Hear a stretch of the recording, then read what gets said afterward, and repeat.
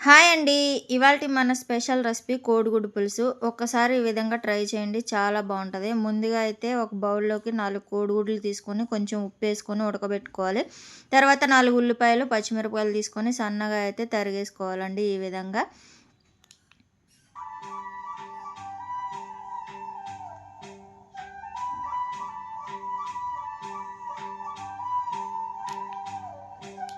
గుడ్లు ఈ విధంగా చక్కగా ఉడకబెట్టుకొని, చక్కగా తీసేసుకొని, పొట్టు తీసేసుకొని పక్కన పెట్టుకోవాలి. ముందుగా ఒక బాండీ పెట్టుకొని, ఆయిల్ వేసుకోవాలి. ఒక 2, 3 స్పూన్లు కోడిగుడ్డు పులుసుకి కొంచెం ఆయిల్ ఎక్కువగానే పడతదండి. ఒక 3 స్పూన్ల దాకా ఆయిల్ వేసుకోవాలి.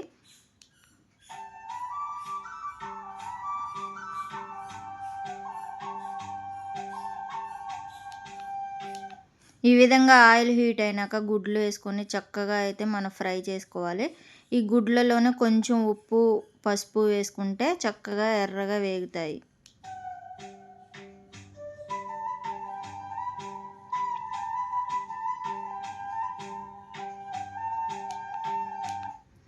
ఈ విధంగా అయితే కొంచెం పసుపు వేసుకుంటే అండి చాలా కలర్ వచ్చి బాగుంటుంది. కొంచెం వేగుతాయి. బ్రౌన్ కలర్లో అయితే వచ్చేదాకా వేపుకోవాలి.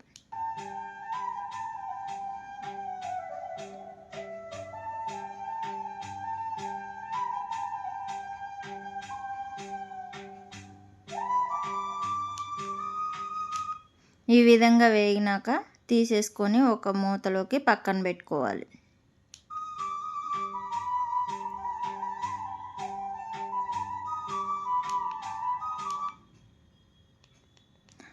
అదే నూనెలోకి కొంచెం పోపు దినుసులు, కరివేపాకు వేసుకొని చక్కగా ఫ్రై చేసుకోవాలి.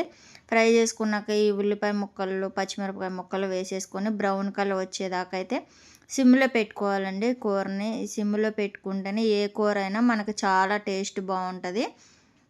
మనం కట్టెల పొయ్యి మీద ఎలా వండుకుంటామో అలా ఉంటుంది. సిమ్లో పెట్టి చక్కగా నిదానంగా చేసుకుంటే.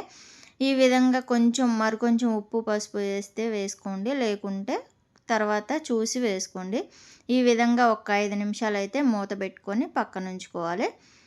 తర్వాత కాసేపటి తర్వాత కొంచెం ఉప్పు వేసేసుకొని మరి కాసేపు వేగనివ్వాలి.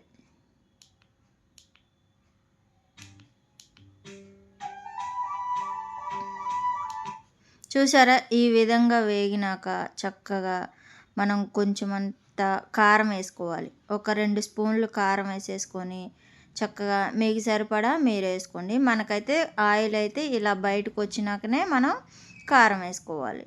కారం వేసుకున్నాక మళ్ళీ ఒక 5 నిమిషాలు చక్కగా మూత పెట్టుకొని మగ్గనివ్వాలి.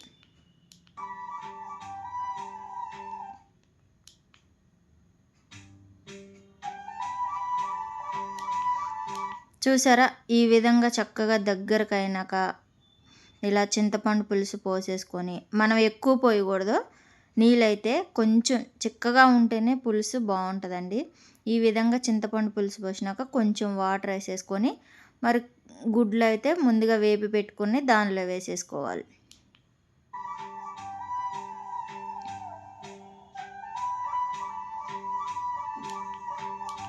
ఒక 5 నిమిషాలు అయితే చక్కగా నిదానంగా ఈ విధంగా అయితే ఉడకనించాలి. మరి కొంతసేపు ఒక 5 నిమిషాలు మూత పెట్టుకోవాలి మళ్ళీ.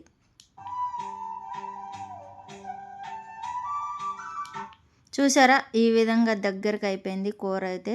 చాలా బాగుంటుందండి. ఒక్కసారి ఈ విధంగా అయితే ట్రై చేయండి మీరు కూడా. మన పిల్లలు కూడా చాలా ఇష్టంగా తింటారు. పులుసు ఎప్పుడైనా దగ్గరకు ఉంటేనే చాలా బాగుంటుందండి. తర్వాత తెల్లెల్లిగడ్డ వేసుకుంటే కూర ఫ్లేవర్ అయితే చాలా బాగుంటుందండి. ఏ కూరలో అయినా నేను సరే లాస్ట్లో దింపే ముందు వేస్తాను. మీరు కూడా ఒకసారి వేసి ట్రై చేయండి. ఎలా ఉందో కామెంట్ బాక్స్లో కామెంట్ చేయండి. ఓకేనా? Bye bye. Thank you for watching. Please like చేయండి, షేర్ చేయండి, కామెంట్ బాక్స్లో కామెంట్ చేయండి.